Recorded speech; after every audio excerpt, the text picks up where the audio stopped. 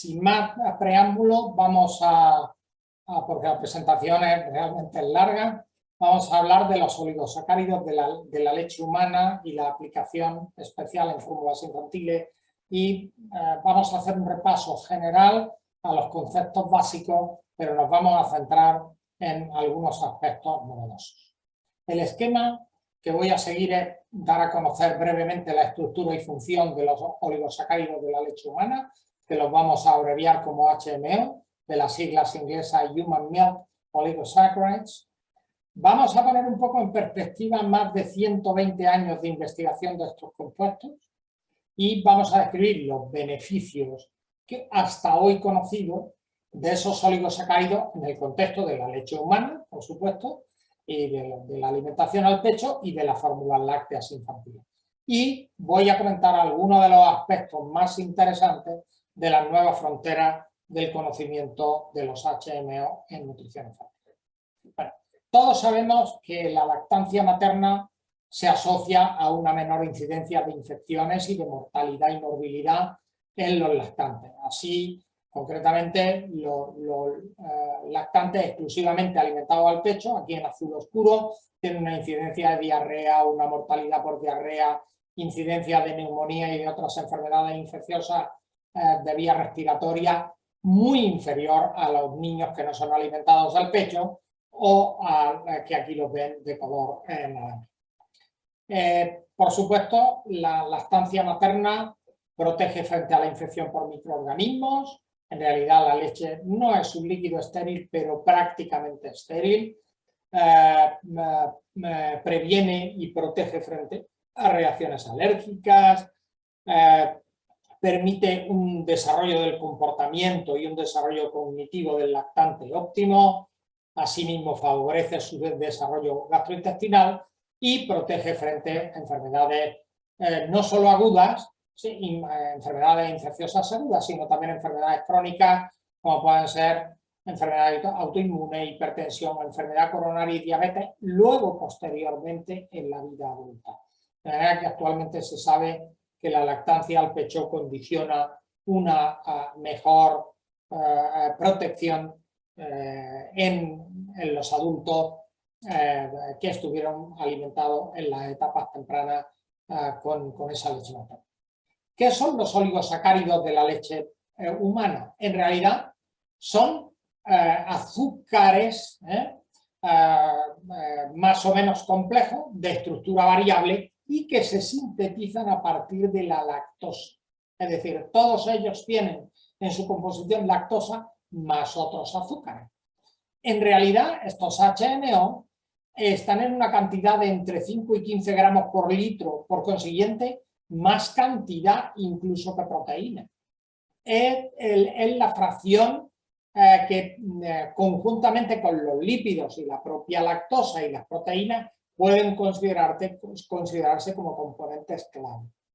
Y fundamentalmente nosotros encontramos algunos derivados neutros, es decir, a la lactosa se le añaden compuestos como la fucosa, en posición 2' o 3', 2 fucosilactosa, 3 fucosilactosa. A veces se añaden otros derivados que tienen N-acetilglucosamina y a ellos se le añaden a su vez varias unidades, en este caso de fucosa.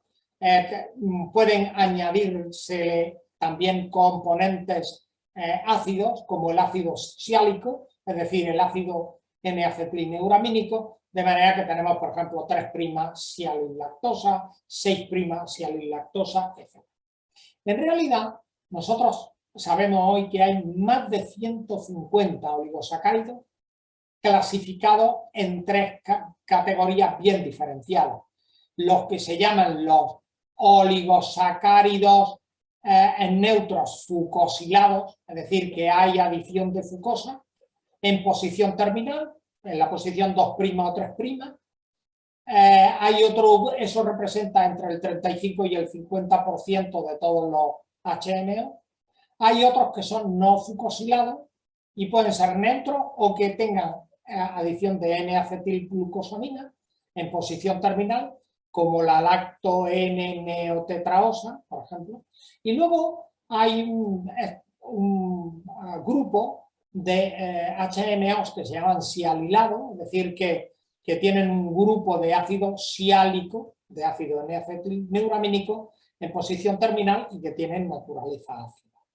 De todos estos compuestos se han hecho estudios preclínicos, in vitro, con animales de experimentación, y todos ellos indican que tienen efectos biológicos importantes, sobre todo limitando el crecimiento de microorganismos patógenos y favoreciendo el establecimiento de una microbiota intestinal particular en la que sobre todo se permiten el desarrollo de grandes cantidades de bifidobacterias, producen ácidos grasos de cadena corta, pero especialmente algunos ácidos orgánicos como el ácido láctico, lo que favorece el descenso del pH y en consecuencia disminuye el crecimiento de bacterias de tipo patógeno. Esta es la estructura de algunos de ellos. Aquí pueden ver esta estructura que ven aquí, amarillo-azul, es la estructura de la lactosa, hay una unidad de galactosa en amarillo y una de glucosa, unida por un enlace beta 1,4. Fíjense que si le añadimos una fucosa en posición 2 a la galactosa, tenemos la 2' fucosilactosa. Si se añade sobre la glucosa, en posición 3', tenemos la 3' fucosilactosa. Hay otros que, como ven, se le añade N-acetilglucosamina, como puede ser este caso, ven aquí la lactotriosa, o aquí tienen la lacto-N-tetraosa, en donde a la N-acetilglucosamina se añade otra molécula de galactosa en posición beta 1,3. En esta parte tienen los derivados sialilados, ven que aquí se añade en posición 1,6 sobre la galactosa una molécula de ácido siálico, en esta otra tendrían en posición 3. En definitiva, hay muchas alternativas. Hoy conocemos numerosísimos compuestos. Aquí tendrían la 2' fucosilactosa, aquí tienen la 3' sialilactosa, la 6' sialilactosa, pero fíjense que luego hay otros muchos componentes en donde tenemos aquí lacto N de N-acetilglucosamina fucopentaosa. Aquí está la fucosa añadida terminal. Aquí tienen la lacto-N-fucopentaosa 2, en donde la fucosa se ha insertado en posición 1,4 en la N-acetilglucosamina, etc. Y aquí ven algunas estructuras ya más compuestas, como estos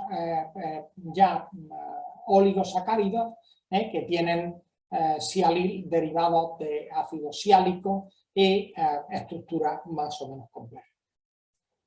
En realidad, en el ámbito pediátrico, ya a finales del siglo XIX, Exbach y Eskrich ya describieron que los niños alimentados al pecho tenían una microbiota diferente de los niños que se alimentaban con fórmulas o con leche de vaca en aquellos entonces, y lo que ellos describieron es que los hidratos de carbono eran diferentes en la leche humana con respecto a la leche bovina. En el año 1900, Tissier y Moro descubren efectivamente descubren una bacteria que se llama el Bifidobacterium bifidum de Tissier, y observan concretamente que esa bacteria está presente en los niños alimentados al pecho. Luego, posteriormente, se describe lo que se llamó un factor bifidus. Ese factor bifidus se le llamó por el español y Polonowski, se le llamó en términos genéricos ginolactosa.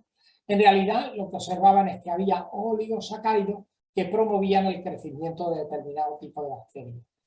Realmente, ya a principios de los años 50, distintos investigadores como Paul Georgi, el propio Polonowski, Montreal, empiezan a asociar la ginolactosa con los oligosacáridos de la leche materna. Y ya con posterioridad, en los años siguientes, hasta los años actuales, pues se empiezan a dilucidar las características estructurales de los de los HMO y también el papel nutricional y el papel biológico, pues como agentes prebióticos. En el fondo, estos HMO no son digeridos completamente porque tienen enlaces 1,3, 1,6, 1,2, etcétera, y no tenemos enzimas para hidrolizarlos. Entonces, una gran parte de ellos pasan al colon intacto y promueven el crecimiento de las bacterias. En ese sentido, tienen un papel prebiótico de acuerdo con la clasificación internacional de estos productos. Esta mañana he tenido a bien ver cuál es el número de publicaciones que hay desde el año 1951. Fíjense cómo ha aumentado de forma exponencial en los últimos años. A día de hoy había 2.649 publicaciones y concretamente lo que se veía es que ya en los últimos 5 años había 982. Y en el último año, es decir, desde septiembre del 21 a septiembre del 22 hay 250 publicaciones. Hay que también tener en cuenta que de esas 2.649, cerca de 500 son revisiones. En consecuencia, hay alrededor de unas 2.100 publicaciones originales. Lo que sí está claro, en cualquier caso, es que el interés de los HMO ha crecido enormemente porque se han conocido las estructuras y se están conociendo sus funciones. Un aspecto que realmente es interesante, que yo creo que es interesante que todos conozcan, es que concretamente los oligosacáridos de leche materna en realidad se producen en la glándula mamaria, pero la capacidad de producción depende de determinadas características genéticas de las madres. De manera que hay determinados genes que corresponden a la codificación de enzimas de lo que se llaman fucosiltransferasas. Fucosiltransferasa 2, fucosiltransferasa 3. Entonces, los que tienen una actividad alta que se denomina secretora, tienen una actividad elevada de fucosiltransferasa 2.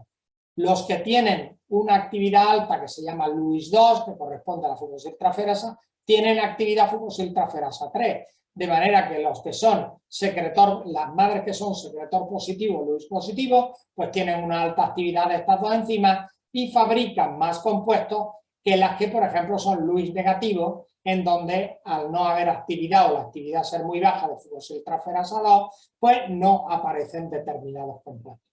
Por supuesto, si lo que tenemos son madres que son secretoras negativas y Lewis negativas, el contenido y la calidad de los HMO es muy pequeña en relación a las que son secretoras. De manera que los que tienen las madres que tienen secretor positivo y Lewis positivo son capaces de secretar todos los HMO. Aquellos que son Lewis negativos, pues son capaces de secretar algunos, pero no todos.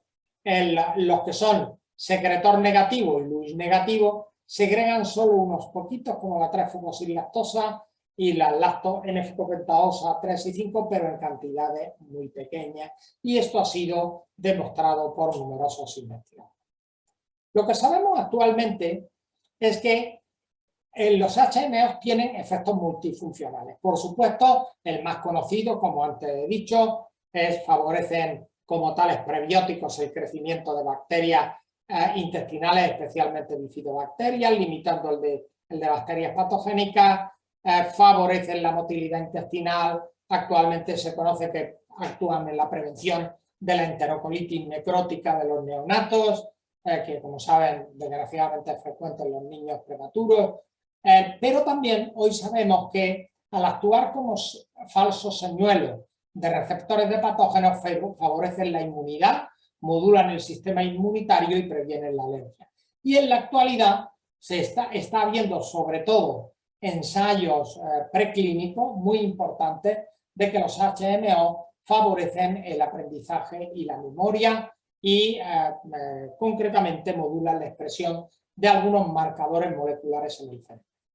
¿Cómo es esto posible? Pues esto es posible porque los HMO no solo pasan al intestino, grueso, porque la mayor parte no se ingiere. Pero hay alrededor de un 1 o un 2% que pasan a través de las uniones intercelulares de los enterocitos y alcanzan la circulación sistémica. Por supuesto que los que llegan al colon, pues provocan que el crecimiento de bacterias del ácido láctico y de bifidobacterias, porque esas bacterias tienen genes que codifican enzimas para la hidrólisis de esos HMO. Y los azúcares resultantes de la hidrólisis son fermentados por las propias bacterias, dando lugar a lactato y a otros ácidos grasos de cadena corta, como ácido acético fundamentalmente, y también muy pequeñas cantidades de ácido butírico, isobutírico, propiónico. Así que fundamentalmente favorecen el crecimiento de bifidobacterias y en general de bacterias del ácido láctico. Pero además hay que pensar que no solo favorecen el crecimiento de esas bacterias que estábamos viendo, digamos sobre todo gram positivas, sino que compiten con receptores en superficie, receptores de superficie de los enterocitos, como puedan ser concretamente Toll-like receptors, y entonces concretamente limitan la interacción con bacterias patogénicas. Aquí ven un artículo de una revisión de Smilovich, en donde pueden ver que algunas bifidobacterias, Bifidobacterium infantis, breve, longum, etc., tienen enzimas en la superficie de la célula, tienen fucosidasas, aminosidasas, sialidasas, y estas enzimas son capaces de hidrolizar esos compuestos liberando ácido siálico, liberando fucosa, liberando galactosa, etc. Y estos azúcares son los que son utilizados por las propias bacterias para el crecimiento. De manera, fíjense que si nosotros en un medio de cultivo añadimos HNO, favorece el crecimiento de Bifidobacterium longum, de Bifidobacterium brevis y muy especialmente de Bifidobacterium infantis. Esto verán luego cuando les muestre algunas diapositivas que no solo se ha observado in vitro, sino que actualmente existen evidencias de que también ocurre in vivo. Por supuesto, hay evidencia de que las madres que tienen una mayor cantidad de HMO, es decir, niños que proceden de madres secretoras, es decir, que tienen gen secretor positivo, aquí lo ven en color, digamos, marrón claro, favorecen el crecimiento de bifidobacterias y limitan el de Clostridium y el de otras especies como Streptococcus, Escherichia coli, Enterobacteriáceas en general.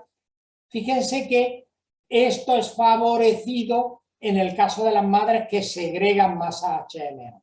Es decir, los HMO, tanto en cuanto hay niveles más elevados, favorecen el crecimiento de bacterias y limitan el crecimiento de bacterias patogénicas. Hoy se sabe por estudios preclínicos qué es lo que hacen distintos HMO. Por ejemplo, la 2'-fucosilactosa tiene un efecto muy importante tanto sobre el crecimiento de bifidobacterias como de Bacteroides vulgatus fragilis y Theta omicron. Sin embargo, aquí pueden ver como algunos otros, como por ejemplo la 3'-sialiglactosa, no tiene efecto sobre el crecimiento de Bifidobacterium longum o sobre el Bacteroides fragilis. En general, los sialilados no tienen, por ejemplo, efectos sobre Bifidobacterium longum, sobre algunas especies, pero sí sobre otras. Es decir, hay efectos específicos que dependen no ya de la especie, sino de la cepa. Por supuesto, el metabolismo, cuando se fermentan, producen ácidos grasos de cadena corta que benefician la salud intestinal y la salud del hospedador. Más allá de esto, como antes les comentaba, los HNO en realidad interaccionan con receptores de superficie de la célula y modulan la expresión de genes, especialmente de citoquinas que intervienen en los fenómenos inflamatorios, pero también alteran la expresión de los glicanos.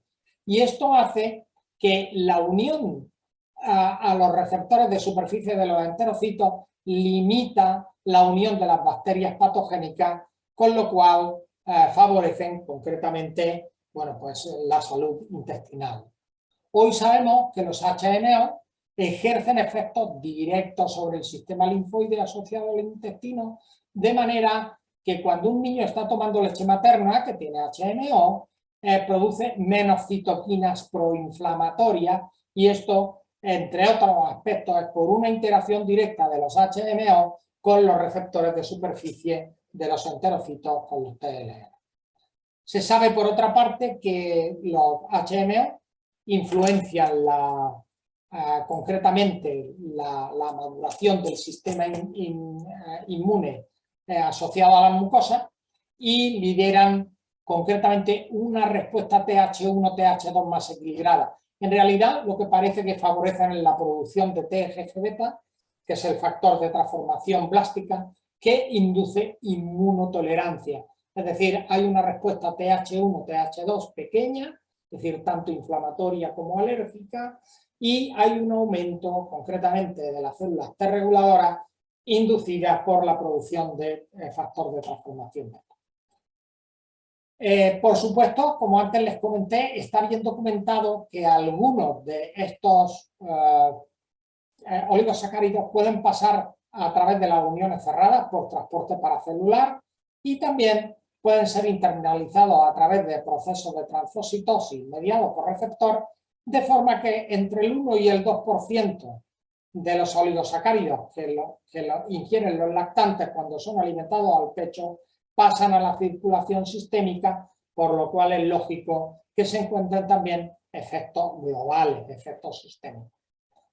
Lo que sí sabemos es por determinados estudios in vitro que, por ejemplo, la lacto-N-tetraosa, es decir, un azúcar, como saben, un oligosacárido que tiene N-acetilglucosamina, y que en total son 4 azúcares, pues esta lacto-N-tetraosa inhibe el virus de la gripe y también inhibe el crecimiento del virus respiratorio sincitial, que saben que afecta, digamos, de forma muy importante a los lactantes.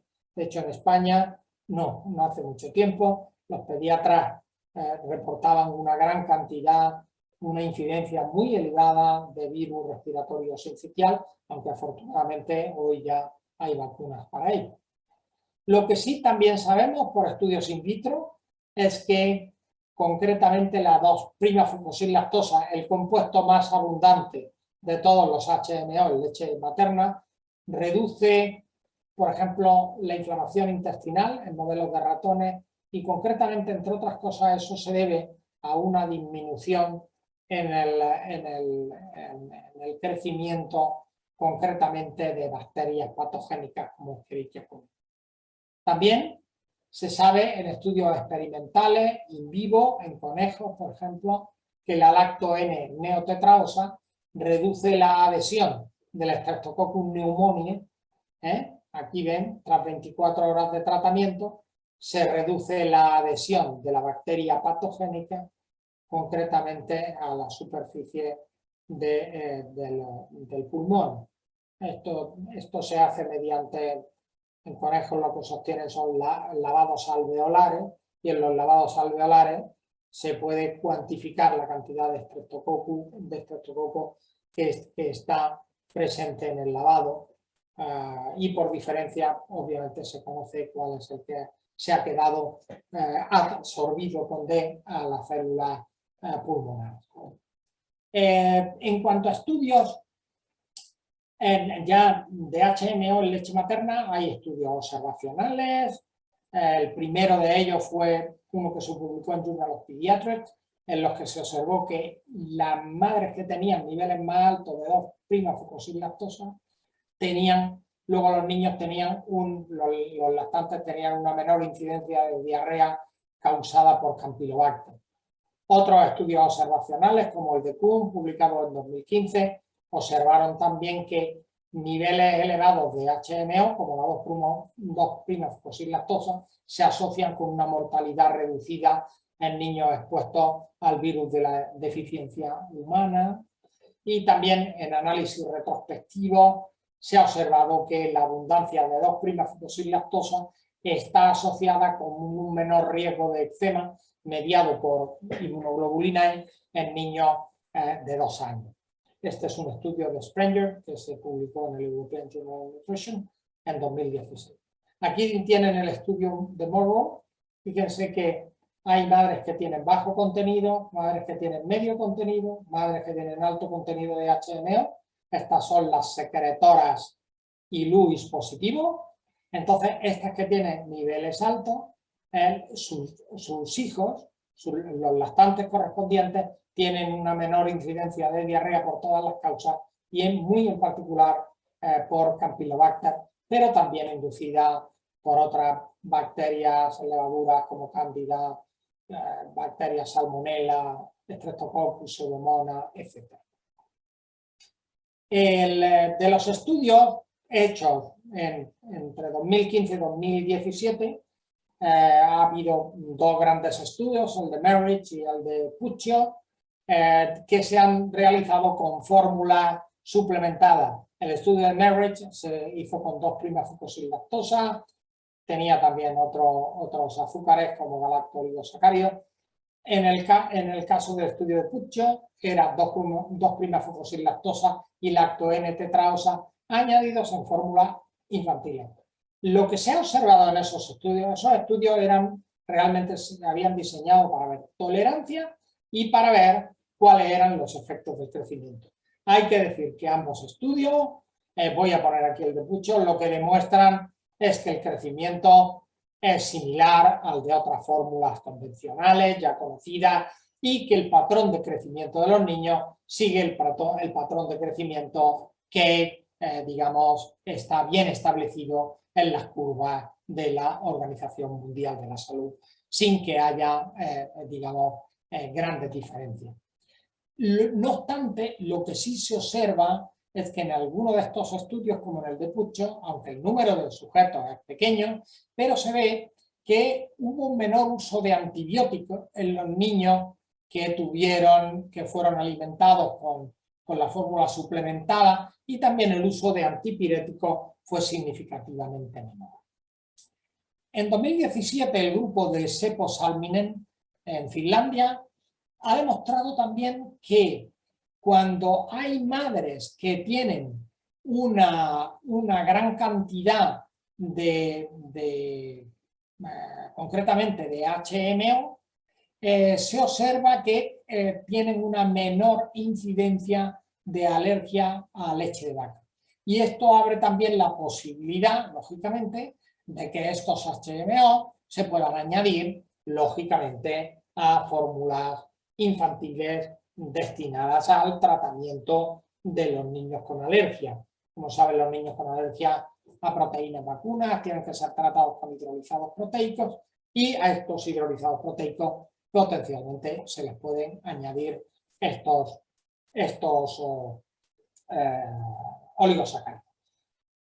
En este estudio de Seppo Salminen se observa que los lactantes alimentados con leche humana que contienen concentraciones de lacto N-fucopentaosa 3 menores de 60 micromolar tienen una mayor probabilidad de tener alergia a proteínas de leche de vaca comparados con los niños con los niños de madres que tienen un elevado contenido de este azúcar.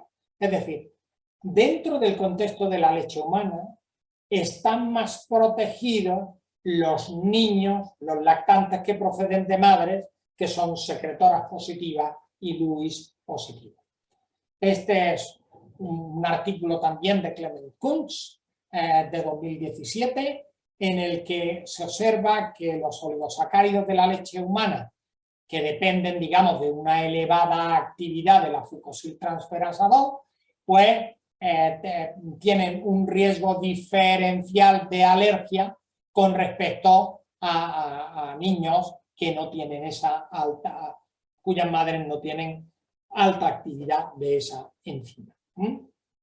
De manera que la posibilidad, en este caso, de manifestar eczema dependiente de IgE a los 2 años, parece que depende de la mayor o menor cantidad de oligosacáridos, de HMO, producido a través de la glucosiltransferasa.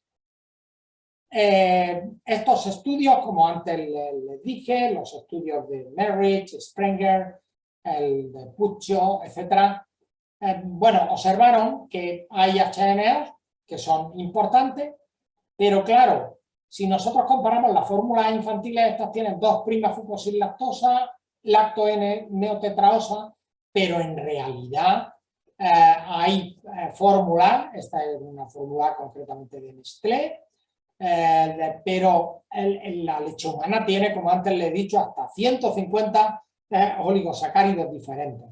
Así que hay un fuerte agujero y actualmente, aquí pueden ver cuáles serían los HMO en forma cuantitativa dentro del contexto de la leche humana, 2' fucosilactosa, 3' fucosilactosa, lacto N-difucohexaosa, lacto N-triosa, etc. Aquí ven la cantidad que hay es proporcional al área de los sectores circulares.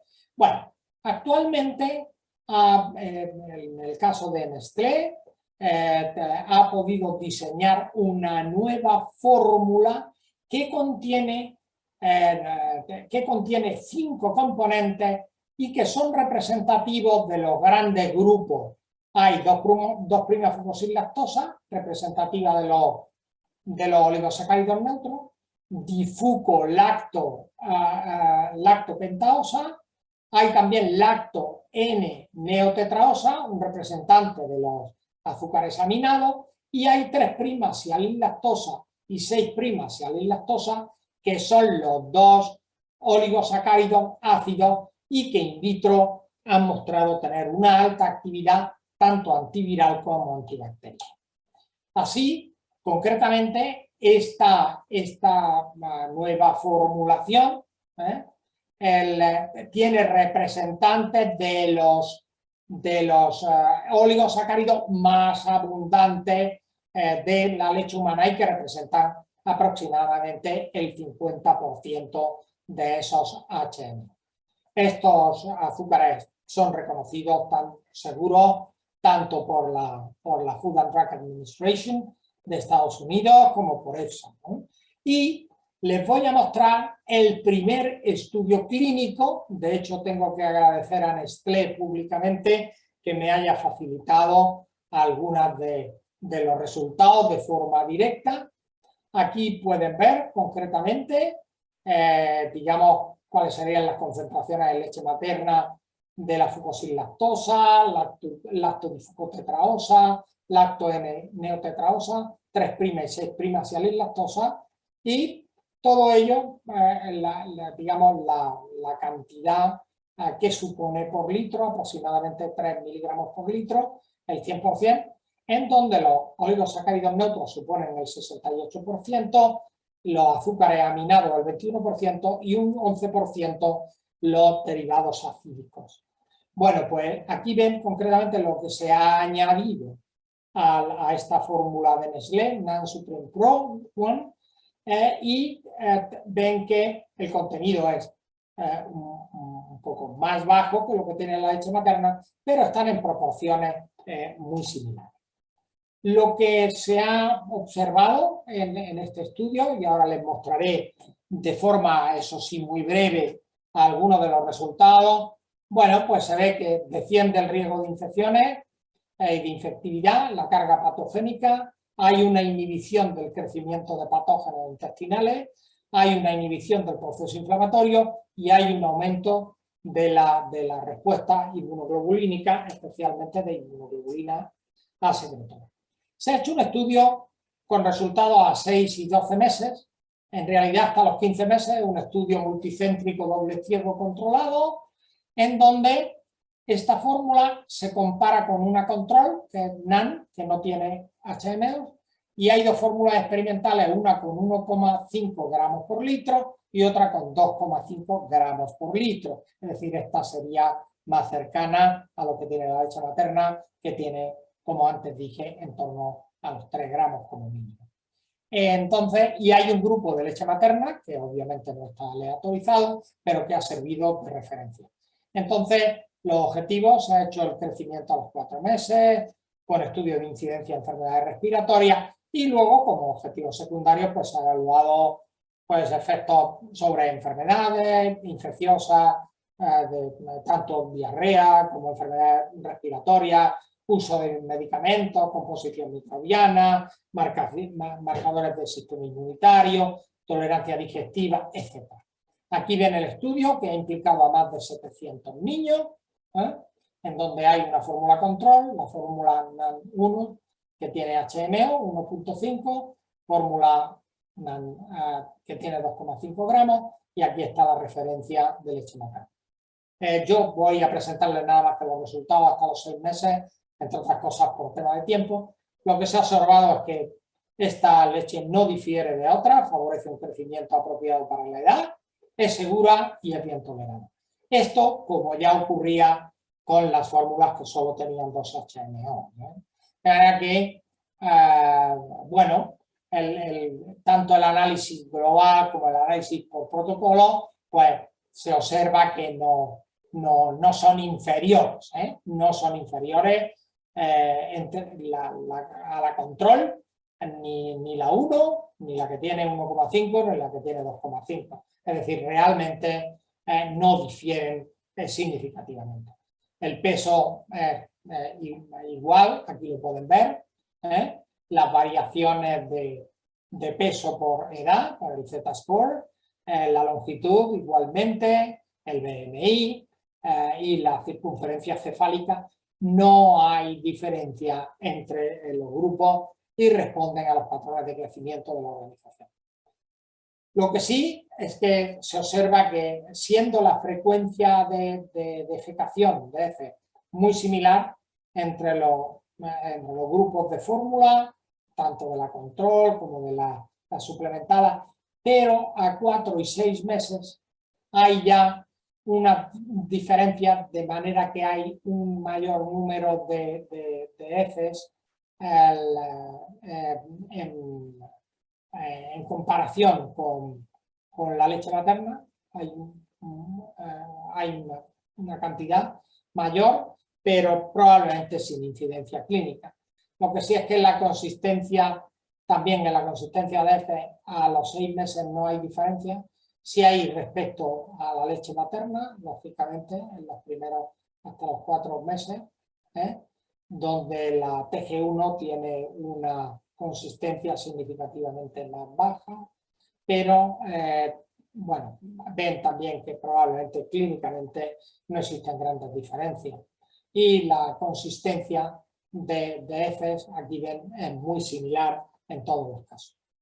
En cuanto a los efectos adversos de todo tipo, los que están relacionados con productos son muy pequeños, no difieren entre los distintos grupos significativamente.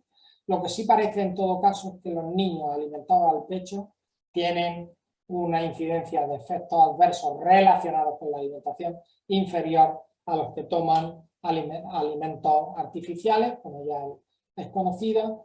En cuanto a la frecuencia de vómito, también son comparables todas las fórmulas, y el volumen concretamente del vómito son también muy similares entre ellas.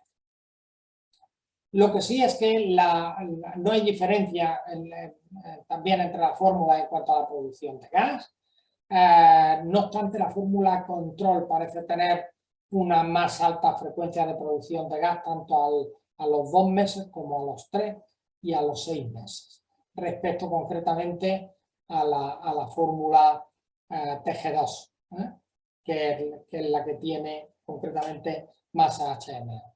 Pero de nuevo, las diferencias son muy pequeñas, igualmente para digamos, el lloro, de manera que en general el tiempo de lloro es menos de la mitad por día en todos los grupos de intervención comparado, digamos, entre sí.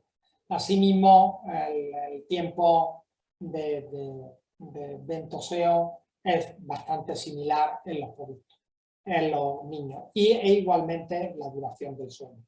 Es decir, desde el punto de vista de tolerancia, seguridad de la fórmula y crecimiento, todas las fórmulas prácticamente son iguales, no difieren entre sí. Lo que sí ya sí se observa es que pueden ver que la leche materna, tanto en basal como a los 3 meses de edad como a los 6 meses, es quien más produce bifidobacterias, y concretamente lo que se ve es que las fórmulas que tienen HMO tienen unos números de bifidobacterias mayores significativamente que los de la fórmula control. Aquí tienen, por el contrario, que los niveles de estreptococos difieren significativamente. Los alimentados al pecho son los que menos tienen, son los que menos estreptococos tienen, y los grupos alimentados con fórmula, aquí ven que a los 3 meses y a los 6 meses tienen valores intermedios.